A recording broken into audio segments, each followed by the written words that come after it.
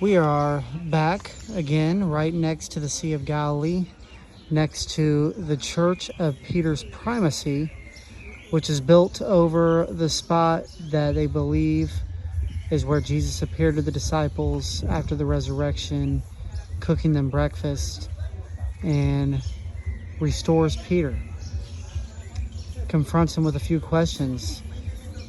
And it's really a wonderful story of grace in the Gospel of John, found in John chapter 21.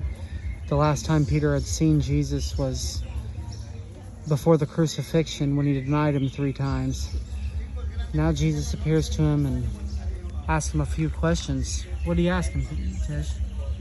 So in verse 15 it says, "So when they had eaten breakfast, Jesus said to Simon Peter, 'Simon, son of Jonah, do you love me more than these?' He said to him, 'Yes, Lord, you know that I love you.' He said to him, 'Feed my lambs.' He said to him again a second time, 'Simon, son of Jonah, do you love me?' He said to him, 'Yes, Lord, you know that I love you.' He said to him, 'Tend my sheep.' He said to him the third time, 'Simon, son of Jonah, do you love me?' Peter was grieved because he said to him the third time, 'Do you love me?'" Peter was grieved because he said to him the third time, "Do you love me?"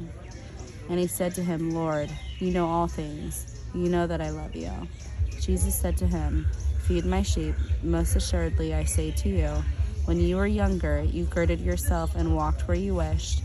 But when you are old, you will stretch out your hands, and another will gird you and carry you where you do not wish." This he spoke, signifying by what death he would glorify God. And when he had spoken this, he said to him, "Follow me." What a beautiful story of grace. Mm-hmm. Peter failed, and yet Jesus comes to him and he's telling him to feed my lambs and feed my sheep, and gave him 3 different times to tell him he loves him, just like he denied him 3 times. Yep, just to make up for that denial of 3 times. His grace is sufficient. He doesn't give up on us. When he puts his mark on us, when he chooses us, when he calls us by name like he did Simon Peter, he has a plan for us. He has a destiny for us. And Peter buckled under fear, but Jesus restores him. And then I like how he talks about how he's going to die. He's going to be willing to be martyred.